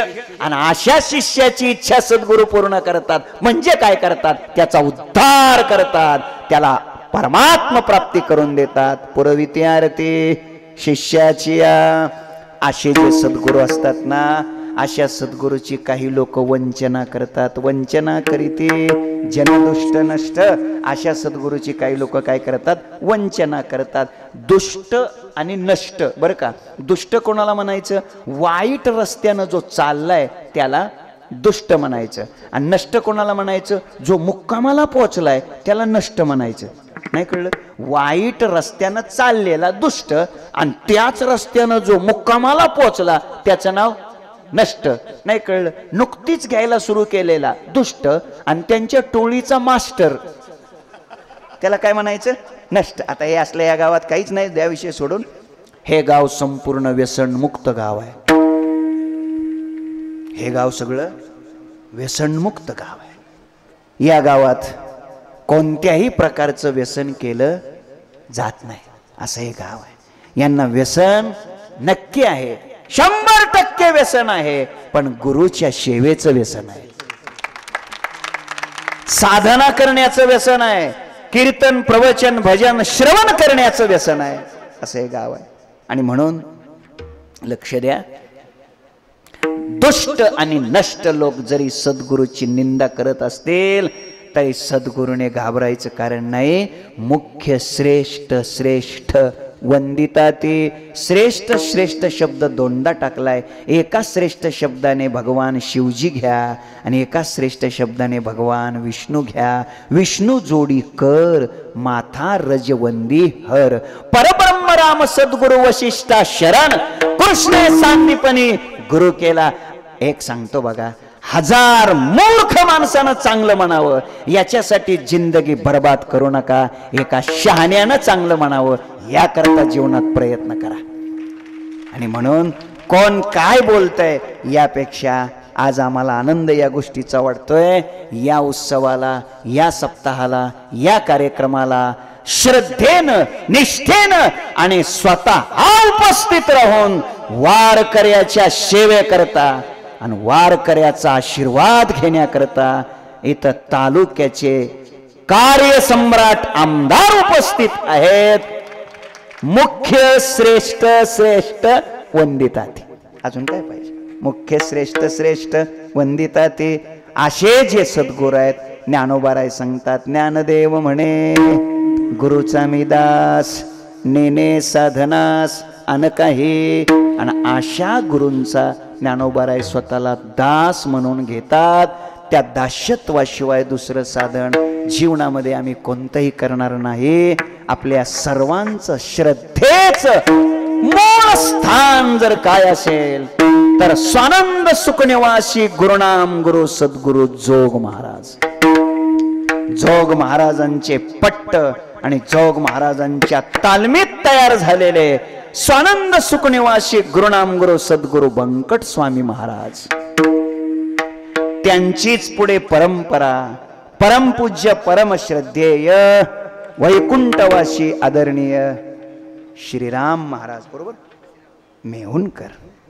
आणि त्यांचीच परंपरा अत्यंत सक्षमपणे डोळसपणे पुढे चालू ठेवण्याची जबाबदारी ज्यांनी पेललेली आहे आणि जे पुढे चालवत आहेत असे प्रातस्मरणीय पूजनीय तुकाराम महाराज सखारामपूरकर बरोबर. म्हणजे हे मूळ जर परंपरा कुठली असेल तर स्वानंद सुखनिवासी गुरुनाम गुरु सद्गुरु जोग महाराज ही परंपरा आहे. या परंपरेनं सद्गुरु जोग महाराजांनी अवघ्या महाराष्ट्रावर अतोनात उपकार केले आणि त्यांच्या उपकारामुळेच आज हजारो साधक घडले. माझ्यासारखे किमान 10,000 कीर्तनकार या संस्थेनं महाराष्ट्राला दिले. कितीतरी कलाकार, कितीतरी कथाकार, कितीतरी प्रवचनकार, कितीतरी गायक, कितीतरी वादक या महाराष्ट्राला वारकरी शिक्षण संस्थेनं दिले. सद्गुरु जोग महाराजांनी दिले. आज तीच परंपरा भागाभागामध्ये गावागावामध्ये आमच्या संस्थेतील ज्येष्ठ श्रेष्ठ आदरणीय पूजनीय कीर्तनकार गायक वादक या विभागामध्ये वेगळ्या वेगळ्या पद्धतीने उन्हाळ्याच्या काळात बालसुसंस्कार शिबिराच्या माध्यमातून ती परंपरा चालवत आहेत.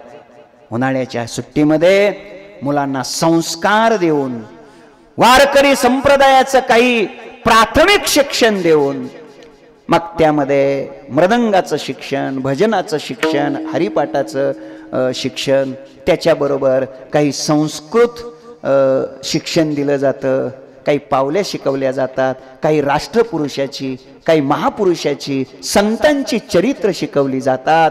आणि आचरण कसं पवित्र ठेवावं, आचरण कसं शुद्ध ठेवावं, सात्विक जीवन कसं जगावं, अधिक वाढवत नाही, माणूस म्हणून कसं वागायचं याचं शिक्षण बालसंस्कार शिबिरामध्ये दिलं जातं. माणूस म्हणून कसं वागायचं हे शिक्षण दिलं जातं.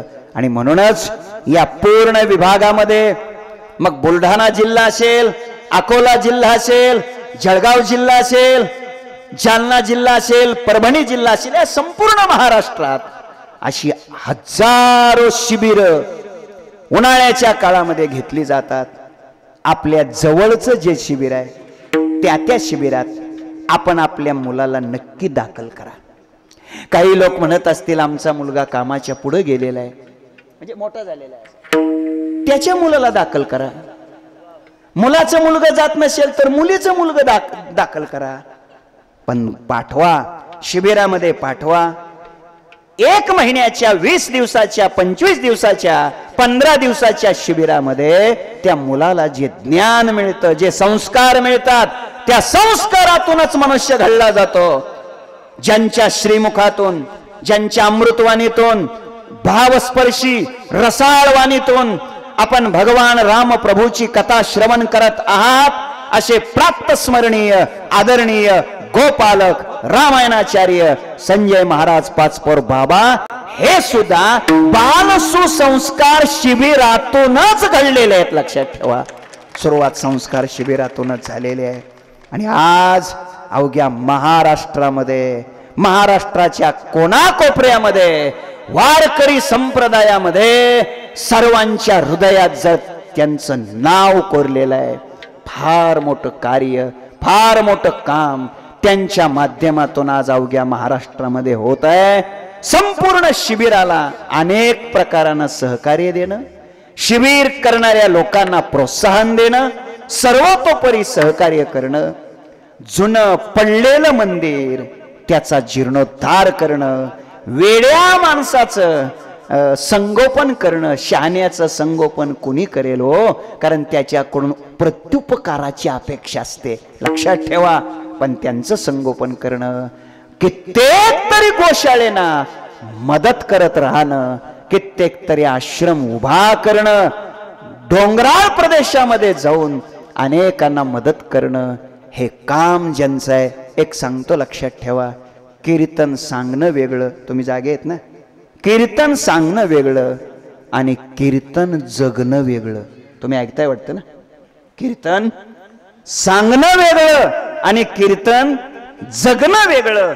आदरणीय पाचपोर बाबांचं काम म्हणजे कीर्तन जगणं आहे. लक्षात ठेवा, कीर्तन जगणं आहे, हे लक्षात ठेवा. या पद्धतीनं उभ्या महाराष्ट्रामध्ये ज्यांचं काम आहे, शिबिराकरता ज्यांचा अत्यंत प्रयत्न असतो, आणि मला इथे आल्यानंतर सुद्धा अनेक महाराज मंडळी भेटले आणि त्यांनी आपल्या शिबिराच्या विषयीच्या संकल्पना मांडल्या. माझी आपणा सर्वांना विनंती आहे, शिबिरामध्ये आपली मुलं दाखल करा. त्याची खरी गरज आहे, खरी आवश्यकता आहे, काळाची ती खऱ्या अर्थानं गरज आहे. असं शिबिराकरता प्रोत्साहन देणारं जीवन म्हणजे पाचपोर महाराजांचं जीवन. वारकरी शिक्षण संस्थेकरिता स्वानंद सुखनिवासी गुरुनाम गुरु सद्गुरु जोग महाराज वारकरी शिक्षण संस्थेकरता आमदार महोदय इथं उपस्थित आहेत.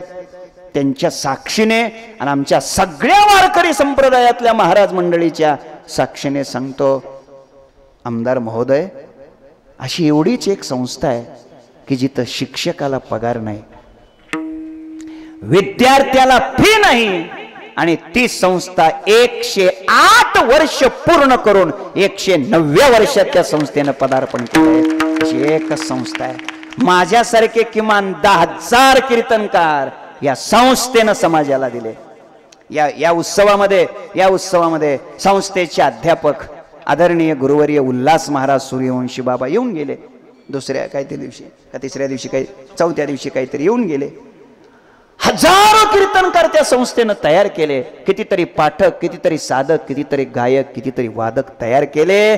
आज सक्षमपणे काम ही संस्था करते. आणि याच संस्थेमध्ये आजच्या मितीला खूप मोठी कामं चालू आहेत. सर्व विद्यार्थ्याकरिता 500 विद्यार्थ्याकरिता पूर्ण राहण्याची व्यवस्था करण्याकरिता 4 मजली भव्य दिव्य अशी देखणी इमारत बांधण्याचं काम सुरू आहे. तसेच 4ही वर्षाच्या मुलांना सकाळी नाश्ता आणि संध्याकाळी जेवण दिलं जातं. ते अन्नपूर्णा योजनेच्या माध्यमातून काम चालू आहे. त्या अन्नपूर्णा भवनच्या बांधकामाकरिता सुद्धा आदरणीय पाचपोर महाराज यांनी स्वतः तुम्ही दिलेल्या दक्षिणेतून 25 लाख रुपये रोख संस्थेला दिले. हे लक्षात ठेवा. मी आज हे स्वाभिमानाने सांगतोय, स्वाभिमानाने. स्वतः अन्नपूर्णा योजनेची संकल्पना, त्याच्याकरताही त्यांचा सिंहाचा वाटा. आणि आता 4 मजली काम जे संस्थेचं सुरू झालेलं आहे त्याकरता या महाराष्ट्राचे विद्यमान मुख्यमंत्री आदरणीय देवेंद्रजी फडणवीस साहेब यांच्याकडे जाऊन त्यांना आग्रह धरून त्यांच्याद्वारा जवळपास 20 कोटी रुपयाचा निधी आणण्याचं काम सुद्धा पाचपोर बाबा यांच्या माध्यमातून संस्थेकरता घडतंय. हे फार मोठं उज्ज्वल काम त्यांच्या माध्यमातून होतंय. मला वाटतं सद्गुरू श्रीराम महाराज यांची इच्छा, त्याने दिलेले शब्द आणि आज ते सत्यत्वामध्ये उतरत आहेत. या संस्थेचं विश्वस्त म्हणून सुद्धा आदरणीय पाचपोर महाराज जबाबदारी पाहत आहेत. आपल्या विदर्भाचं, आपल्या या भागाचं भूषण वारकरी संप्रदायाची सेवा ते नितांतपणे करत आहेत. असे पाचपोर महाराज, आदरणीय तुकाराम महाराज, महंत आपल्या सर्वांचं श्रद्धास्थान भास्करगिरीजी महाराज, या परिसरातून हजर असलेले, मला सर्वांची नावं पाठ नाहीत, पण या परिसरातले आणि या गावातले सगळे कीर्तनकार, या गावातलं कीर्तनकाराचं आणि ज्यांनी भजनाच्या क्षेत्रात फार मोठं काम केलं असे वैकुंठवासी हरिभक्तीपरायण साबे मामा, त्यांचाच वारसा, त्यांचीच परंपरा अत्यंत स्वच्छ जे चालवण्याचं काम करत आहेत असे आदरणीय जगदेव महाराज आणि त्यांची सगळी ही अनुयायी मंडळी, या गावचे विद्यमान सरपंच महोदय आदरणीय सुधाकररावजी आणि आपण सगळेजण, या सगळ्यांच्या अथक परिश्रमातून, कष्टातून, मेहनतीतून हा दैदिप्यमान असा महोत्सव आपण या ठिकाणी संपन्न करत आहात. वारकरी संप्रदायातील भजनाच्या क्षेत्रातली अत्यंत गुणी मंडळी टाळ घेऊन उभे आहेत. मृदंगाच्या क्षेत्रातले दर्जेदार मृदंगाचार्य इथं उपस्थित आहेत आणि वारकरी संप्रदायावर प्रेम करणारे हजारो श्रोते या ठिकाणी आलेले आहेत. या सर्वांच्या पवित्र चरणाला मी वंदन करतो. भगवान शिवजीचं शिवमंदिर, त्याचं मूर्ती प्राण प्रतिष्ठा कलशारोहण सोहळा लवकरच परवाच्या दिवशी संपन्न होणार आहे आणि आपल्या सगळ्याच्या उपस्थितीत हा महोत्सव इथे संपन्न होतोय. आमचे आदरणीय ही लाऊडस्पीकरची अत्यंत उत्तम आणि दर्जेदार अशी व्यवस्था ज्यांच्या माध्यमातून संपन्न होते त्यांचंही मी मनापासून अभिनंदन करतो, त्यांना स्वागत करतो आणि आपल्या सगळ्यांना हृदयापासून खूप खूप शुभेच्छा देतो. हा आपला उत्सव म्हणजे या पुनर्वसित आदर्श ग्राम लोकार्पण सोहळा या गावामध्ये बेलाड, तालुका नांदुरा, जिल्हा बुलढाणा, या बेलाड या गावामध्ये हा पहिलाच उत्सव, बरोबर आहे का? या गावात पहिलाच उत्सव होतोय ना, पहिलाच उत्सव या आदर्श गावामध्ये होतोय. मी देवाच्या चरणी प्रार्थना करतो, आता हा मूर्ती प्राण प्रतिष्ठा कलशारोहणाचा दैदिप्यमान झालेला पहिला सोहळा या गावातल्या सर्वांना विनंती करतो, आता हा सोहळा आपण प्रत्येक वर्षी कायम साजरा करावा अशी मी आपल्या सर्वांच्या चरणी प्रार्थना करतो. काही अडचणच तुम्हाला वाटली तर आमदार महोदय इथं हजर आहेत. मी स्तुती नाही करत बघा, पण मी वस्तुस्थिती सांगतो. एवढ्या प्रेमानं, एवढ्या श्रद्धेनं, इतकं लक्ष देऊन 2 तास शांत निवांत कीर्तन ऐकणारा आमदार तुम्हाला भेटला, याच्यापेक्षा तुमच्या जीवनातलं भाग्य कोणतं असू शकतंय हो? हे सगळ्यात महत्वाचं आहे. हे सगळ्या, आणि लक्षात ठेवा, ते नुसतं ऐकत नव्हते. ते मागा जेव्हा मी विचारलं होतं ना हे सगळं जग कसं आहे, खरं आहे का खोटं आहे, तेव्हा ते म्हणत होते मिथ्य आहे. म्हणजे वारकरी संप्रदायातल्या वेदांताच्या क्षेत्रातलं सुद्धा त्यांना ज्ञान आहे, त्याची त्यांना जाण आहे. असा जाण असणारा, जाणीव असणारा, ज्ञान असणारा, कर्तृत्व संपन्न असणारा आणि वारकरी संप्रदायातल्या समस्या सोडवण्यासाठी, वारकऱ्याला मदत करण्यासाठी सदैव प्रयत्नशील असणारे आमदार महोदय, मी आपलं मनापासून अभिनंदन करतो. आपल्याला खूप खूप धन्यवाद देतो आणि माझी एवढीच विनंती आहे, हा उत्सव प्रत्येक वर्षी चालला पाहिजे, याकरता आपल्या पाठिंब्याची, आपल्या सहकार्याची नितांत गरज आहे. ते आपलं सहकार्य असावं. तुम्ही आम्हाला सहकार्य करत जा. समजलं का नाही तुम्हाला? हा, हे लक्षात ठेवा.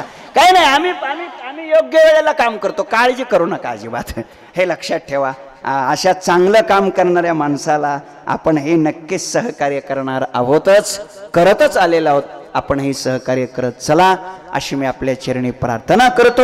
आणि आपल्या या उत्सवाला कोणाचीही दृष्ट लागू नये अशी मी देवाच्या चरणी प्रार्थना करतो. पुन्हा आपलं सगळ्याचं मनापासून अभिनंदन करतो. आणि हा उत्सव, या उत्सवाचा तपपूर्ती सोहळा, कलशारोहण, मूर्ती प्राण प्रतिष्ठा सोहळा होणार. आणि याचा तपपूर्ती सोहळा म्हणजे 12वं वर्ष सुद्धा मोठ्या थाटात साजरं व्हावं. त्या 12व्या वर्षाच्या उत्सवाकरता आपण सगळ्यांनी तो उत्सव पाहावा. माझ्या सहित तो 12वा सप्ताह सुद्धा आपल्याला सगळ्याला पाहायला मिळावा. त्या उत्सवाला हेच टाळकरी, हेच गुणीजन, हेच विनेकरी, हेच स्पीकरवाले, हेच मृदंगाचार्य, हेच युट्यूब वाले, हेच आमदार, मनाकीराव, हेच महाराज. तेव्हा आता 10 वर्ष 11 वर्ष नाही बोलवलं तर चालतंय, पण 12व्याला मात्र विसरू नका. तुम्ही मला पुन्हा बोलवा, मी पुन्हा येईल. ही झालेली सेवा प्रभू चरणी समर्पित करतो. आणि विठोबा रखुमाई, ज्ञानेश्वर माऊली हे सगळं भजन होणार आहे. त्याशिवाय आपण सूचना ऐकल्याशिवाय कोणीही जागा सोडू नका अशी मी आपल्या सर्वांच्या चरणी प्रार्थना करतो. आदरणीय विठ्ठल महाराज यांनी आग्रह धरला. पाचपोर बाबांचा आदेश शिरसावंदे मानून ही झालेली सेवा प्रभू चरणी समर्पित करतो. आणि या पुनर्वसित गावाची राहिलेली जी काही रस्ते, गटार वगैरे ज्या गोष्टी असतील, ही सगळी कामं लवकरात लवकर मार्गी लागावी, पूर्ण करून घ्यावी अशीही आमदार महोदयांना विनंती करतो. आणि माझ्या वाणीला पूर्ण विराम देतो. विठोबा